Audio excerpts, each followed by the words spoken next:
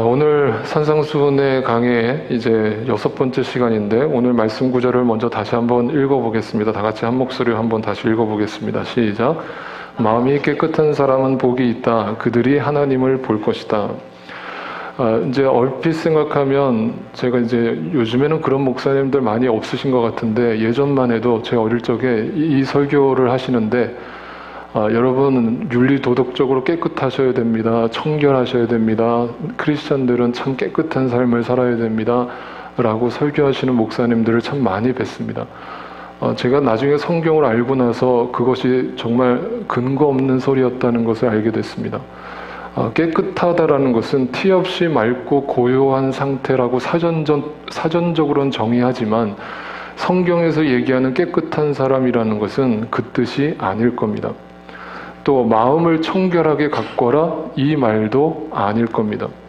그러면 도대체 성경에서 예수님이 말씀하신 깨끗한 사람은 도대체 어떤 사람일까? 이 두 가지는 분명히 아닌데 성경에서 얘기할 때는 왜냐하면 근본적으로 사람은 깨끗할 수 없다라는 것을 성경은 정의하기 때문이죠. 무슨 말이냐면 제가 계속 거듭해서 말씀드리지만 성경은 인간에 대해서 굉장히 부정적입니다. 인간에 대해서 긍정적으로 바라보지 않기 때문에 인간을 조금도 깨끗해질 수 없는 존재라고 얘기합니다. 목사님 무슨 말씀이세요? 그래도 윤리도덕적으로 깨끗한 사람들도 이 세상에는 많이 있는데요. 네, 겉으로는 그렇죠. 제가 항상 말씀드리지만 이 세상에는 두 가지 죄인이 있다고 그랬습니다. 겉으로 드러난 죄를 지은 죄인이 있고 겉으로 드러나지 않은 죄인이 있다고 그랬습니다. 그래서 모두 다 죄인입니다. 그런데 하나님은 우리를 보고 계십니다. 우리는 사람을 속일 수 있지만 하나님을 속일 수는 없습니다. 그래서 로마서에서는 사도 바울이 자기 인간의 존재 자체가 뭐냐라고 이렇게 정의를 내렸습니다. 나는 내 속에, 내 육신 속에 선한 것이 깃들어 있지 않다는 것을 압니다. 인정합니다. 나는 선을 행하려는 의지는 있지만 그것을 실행하지는 않기 때문입니다. 여러분 너무 공감되지 않으세요? 여러분 새해가 다가올 때마다 우리는 항상 의지를 갖고 있잖아요. 새해는 이렇게 살겠다. 이렇게 의지로 결단을 합니다. 그런데 행하지는 않잖아요.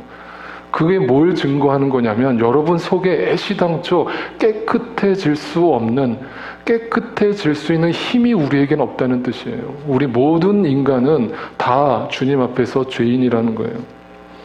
그래서 우리는 근본적으로 이 깨끗함이 나에게 오지 않는다라는 것을 인정할 때 비로소 어떤 생각에 접어들게 되냐면 오직 하나님으로부터 오는 믿음이죠. 그래서 야고보서에서는 이거를 뭐라고 표현하냐면 이렇게 표현합니다. 하나님께로 가까이 가십시오. 그리하면 하나님께서 가까이 오실 것입니다. 죄인들이여 손을 깨끗이 하십시오.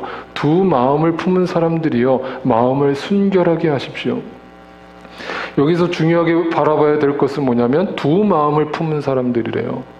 근데 그 두 마음을 품은 사람들이 결국 뭐냐면 순결하지 못한 사람들이래요. 이해가 되세요?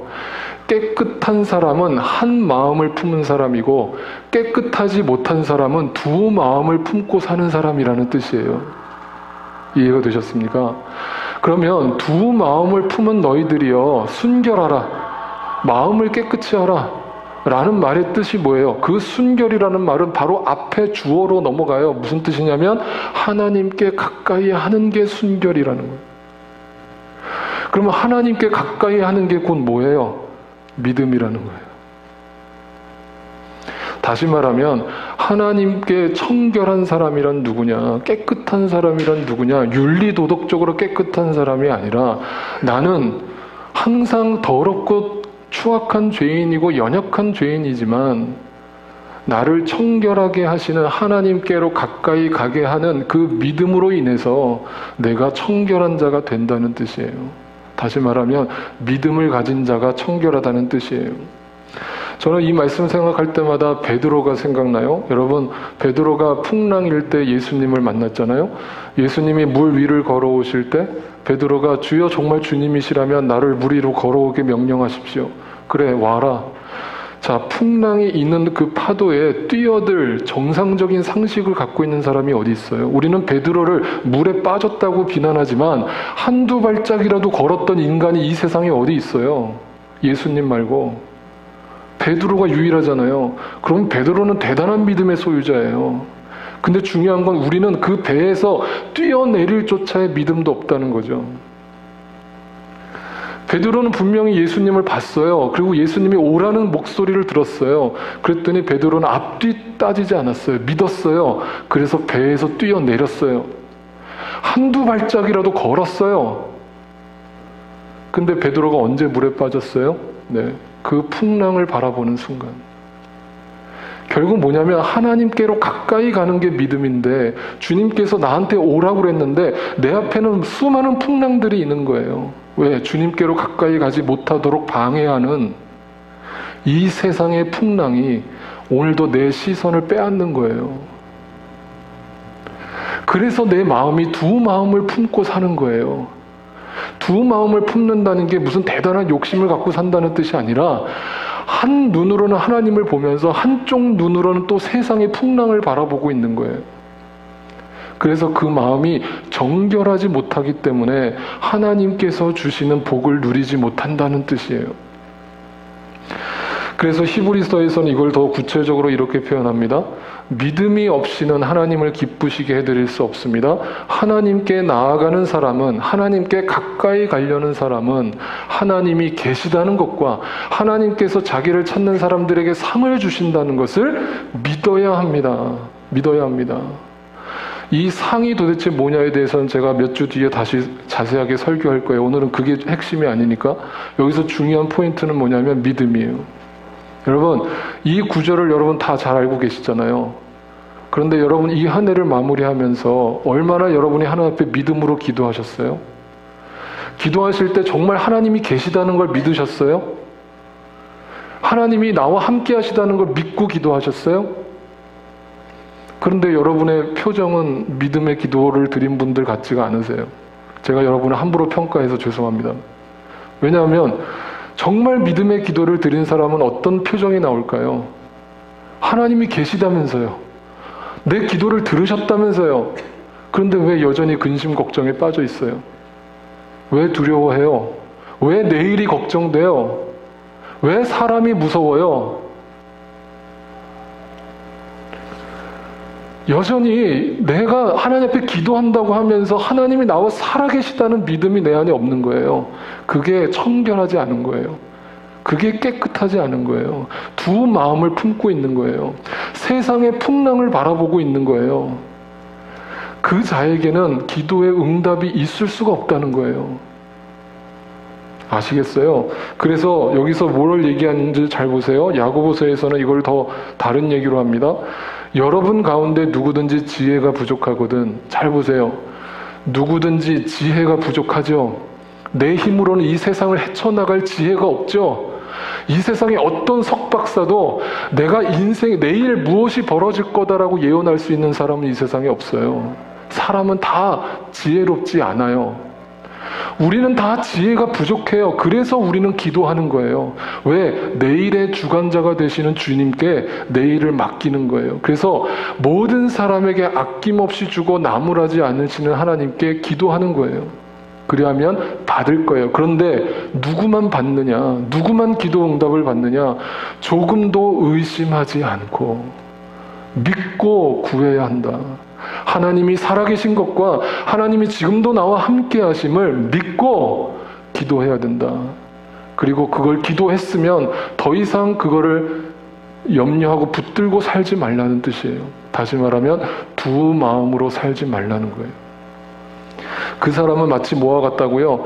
의심하는 사람은 마치 바람에 밀려서 출렁이는 바다 물결 같다. 아까 베드로하고 정확하게 매치가 되죠? 베드로가 풍랑이는 그 바다에 내 시선을 빼앗겼던 그 의심하는 순간 물에 빠졌던 곳, 그 바다라고 하는 것은 세상이에요.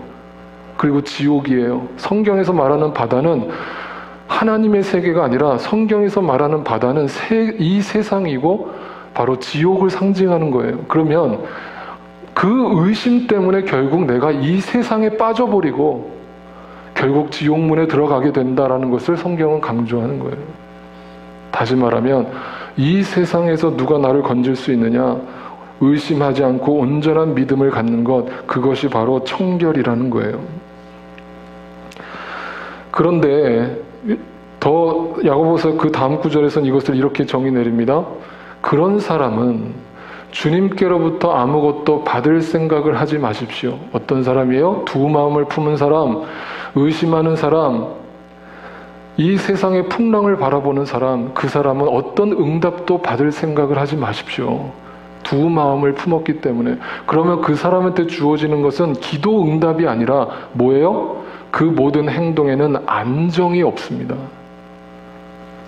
의심과 불안으로 살아가는 사람의 응답은 뭐냐면 불안정이에요. 기도의 응답을 받고 살아가는 사람의 응답은 뭐냐면 평안이에요. 정반대죠. 두 마음을 품은 자, 청결하지 못한 자, 그 마음속은 계속 세상의 풍랑 속에 불안정한 마음으로 살아가는 거예요. 그게 바로 불행이에요. 그래서 로마서에서는 이렇게 살아가는 나를 뭐라고 표현하냐면, 뭐라고 얘기하는지 로마서 7장을 한번 읽어보겠습니다. 같이 한번 한 목소리를 읽어볼까요? 시작. 나는 속사람으로는 법을 즐거워하나 내 지체에는 다른 법이 있어서 내 마음의 법과 맞서서 싸우며 내 지체에 있는 죄의 법에 나를 포로로 만드는 것을 봅니다. 네. 두 마음을 품었더니 결과가 뭐냐? 포로로 잡혀 있대요. 불안정, 포로. 뭐의 포로가 됐다는 거예요? 죄의 포로가 되고 이 세상의 포로가 되고. 근데 중요한 것은 내 안에서 계속 싸운다는 거죠. 스트러글 한다는 거죠. 그 스트러글한 싸움에서 누군가는 포로가 되고 누군가는 승리하는 거죠. 여러분, 이 이야기를 좀 더 생각해 보기를 원해요. 그러면 도대체 답은 알겠는데, 청결한 자가 믿음을 갖는다라는 것을 그 답은 알겠는데 도대체 어떻게 해야 그 믿음을 갖고 살 수 있습니까? 물론 그 믿음도 하나님이 주셔야죠. 하나님이 주셔야 되는 거예요. 그런데 그 전에 내가 먼저 내려놔야 될 게 있어요. 여러분, 제가 계속 거듭 강조하는 게 이거예요.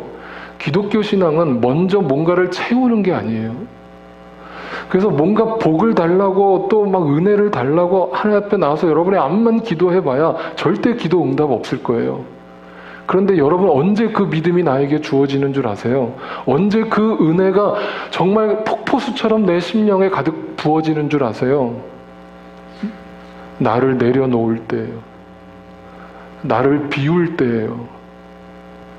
두 마음에서 한 마음을 버릴 때예요. 그래서 그걸 성경에서는 욕심이라고 얘기를 해요.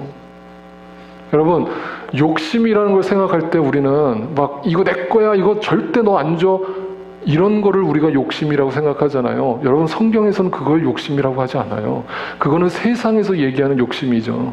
그런데 여러분, 애들이나 그렇지, 어린애들, 지금 저희 동현이 호이는 애들이나 이거 내 거야 내 거야 해가지고 싸우지. 여러분, 지금 여러분 어른 돼가지고 이거 길바닥을 지나가는데, 길거리 지나가는데 돈이 떨어졌어요. 한 100불짜리가 떨어졌어요. 그 내가 먼저 발로 밟았네요. 그러면 누가 와서 그 내가 먼저 봤는데 그거 내 건데 하면서 거기서 피 터지게 싸울 어른이 있긴 있겠죠. 있긴 있겠죠. 그러면 그 사람은 욕심이 많은 사람이에요?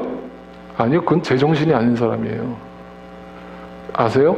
어른이 그런 짓을 하면 미친 거예요. 제정신이 아닌 거예요.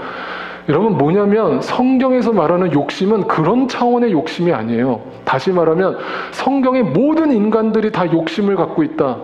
어떤 사람들은 저한테 와서 그래요. 목사님, 저는 욕심이 없어요. 설마요. 욕심 없는 사람 없어요. 이건 내 거야 하는 욕심은 아니지만 어떤 욕심이 있냐면 성경에서 말하는 욕심은 바로 내 소원이에요. 내 뜻이에요. 내가 바라는 거예요. 내가 좋아하는 거예요. 그게 성경에서 말하는 욕심이에요. 그래서 성경에서 말하는 욕심을 이해하려면 성경은 그것을 다른 말로 가치관이라고 표현해요. 너는 도대체 어떤 가치관을 갖고 살아가느냐? 너의 소원, 네가 좋아하는 것이 무엇이냐? 라는 물음, 그것이 바로 내 욕심이라는 거예요. 이거를 여러분 쉽게 설명을 드릴게요. 저희 호연이가 3살 때 있었던 일이에요. 제가 지난번에 한번 얘기 드린 적 있지만 생일날 장난감을 사주려고 토이스토어에 갔어요. 그래서 이제 야 오늘 네 생일이니까 비싼 거 골라봐. 비싼 거 해봐야 20불짜리 이제 딱 제가 정해놓고 비싼 거 골라봐. 근데 3살짜리가 뭘 알아요? 그랬더니 갑자기 1불짜리를 3개를 집는 거예요.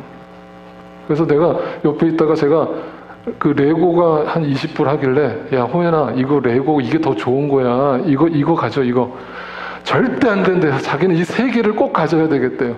이 1불짜리 3개가 자기한테는 너무 중요한 거예요. 그럼 왜 그럴까요? 근데 지금 호연이가 이제 내일 모레면 7살이에요. 그러면 지금도 호연이가 그 값어치를 모를까요? 그 가치를 모를까요? 예, 지금은 절대 1불짜리 안 집어요. 지금은 벌써 딱 가면은 그 가격 보고 비싼 거 먼저 골라요. 예, 절대 안 사주지만 하여튼 그거 먼저 골라요. 그런데 뭐냐면 벌써 돈의 가치를 알았다는 거잖아요. 이해가 되세요? 다시 한번 이해를 드릴게요. 호연이가 1불짜리 3개를 집어들고 이게 많은 게 다다익선이라고 많은 게 좋은 줄 알고 3개짜리를 집으면서 이게 최고라고 생각했던 건 뭐냐면 20불이라는 레고의 가치를 몰랐기 때문이죠. 그런데 이제는 20불이라는 가치를 알았기 때문에 1불짜리를 버리고 20불짜리 레고를 잡죠. 그런데 조금 더 크면 20불에 만족할까요? 네. 이제는 20불도 눈에 안 들어오겠죠. 이제는 50불, 100불짜리가 눈에 들어오겠죠. 그럼 20불을 버리려면 어떻게 해야 될까요? 50불, 100불의 가치를 알아야 20불짜리 토이를 버리겠죠. 야, 이거 싸구려네? 하면서 버리고 더 비싼 거를 가져가겠죠. 그러면 그 100불의 값어치를 또 버리려면 더 비싼 가치를 알아야 되겠죠. 이해가 되십니까?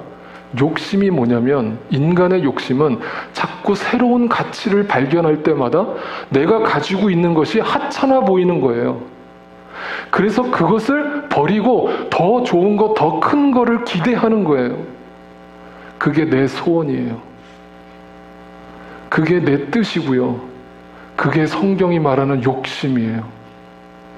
그래서 중요한 게 있어요. 그러면 이 가치가 바뀌려면 어떻게 해야 될까요?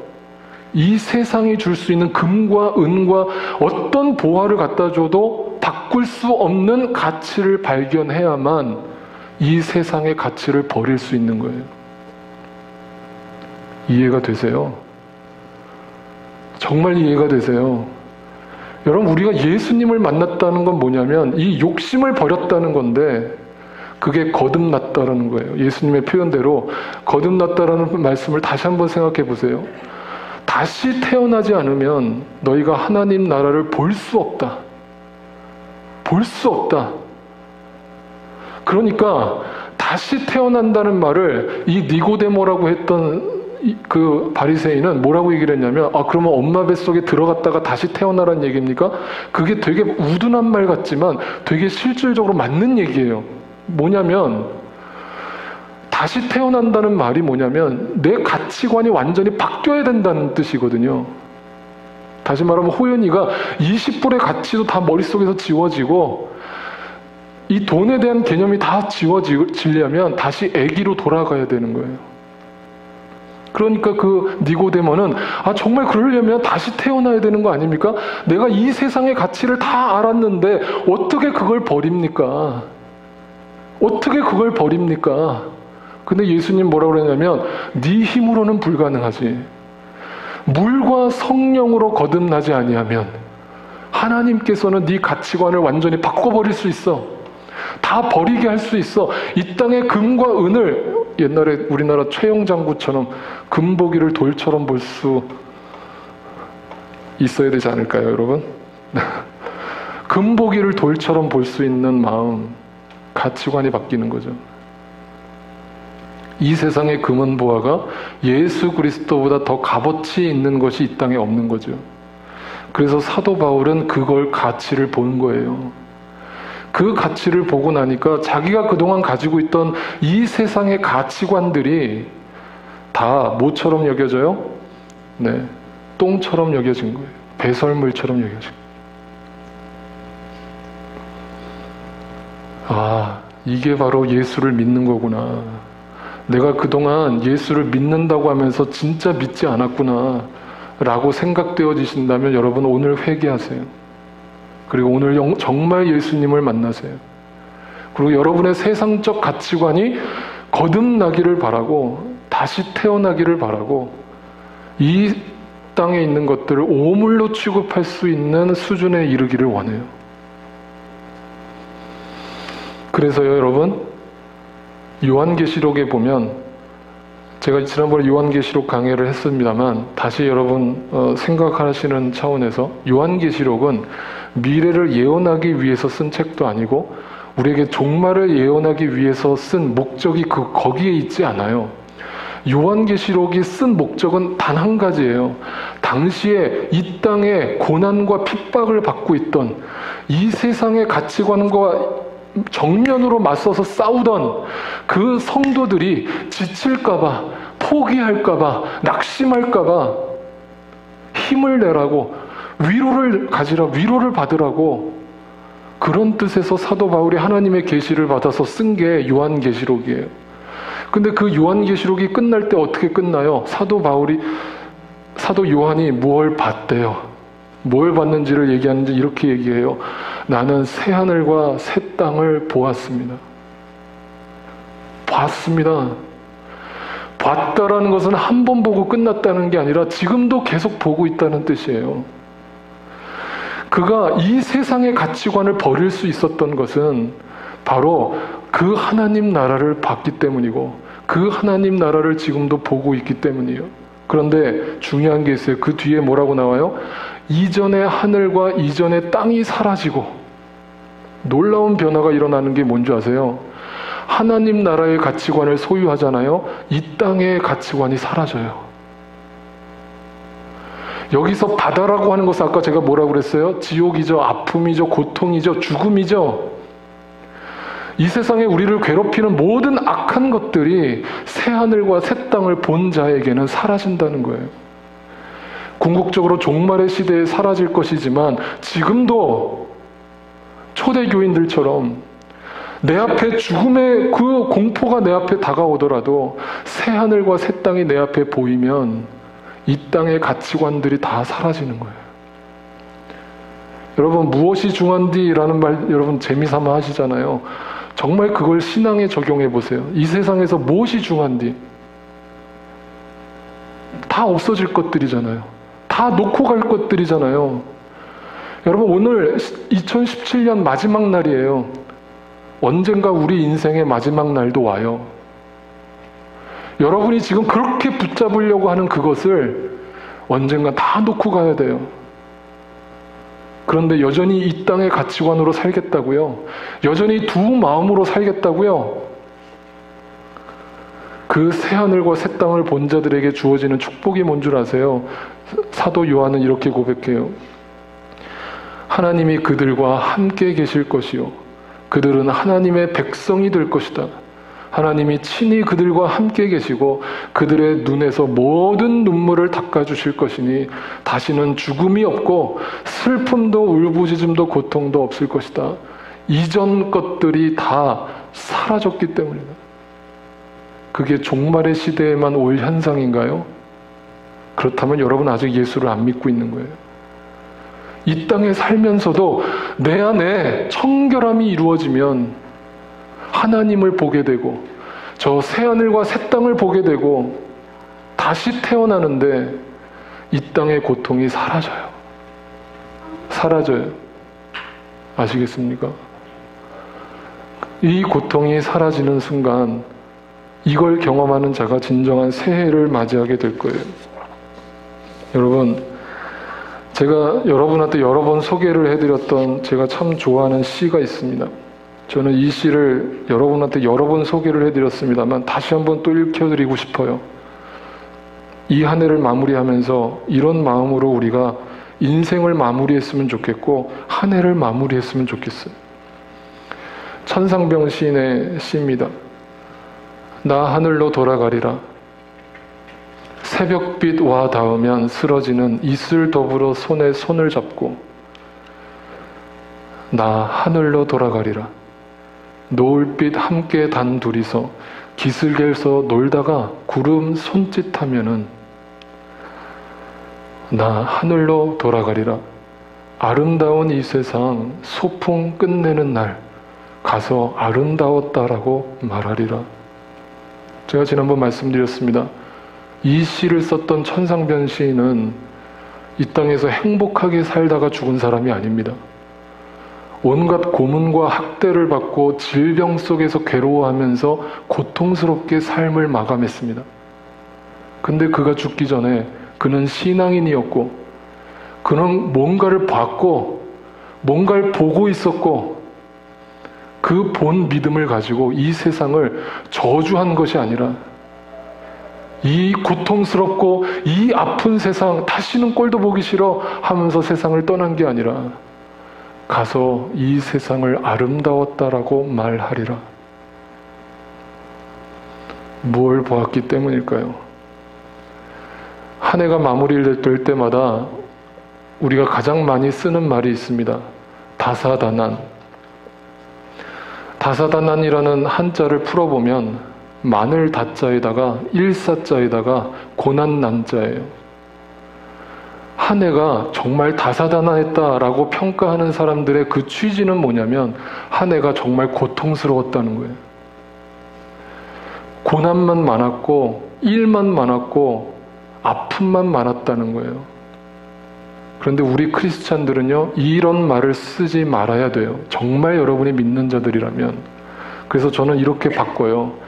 다사다복한 한 해였다.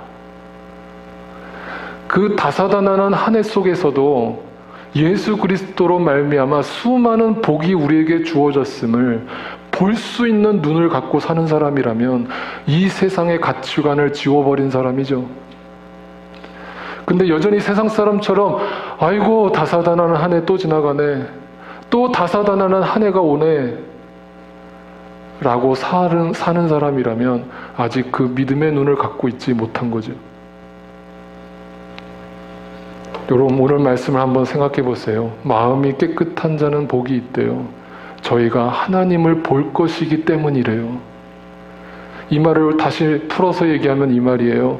진짜로 믿는 사람은 복된 자들이다. 저희가 날마다 하나님을 보고 있기 때문이다.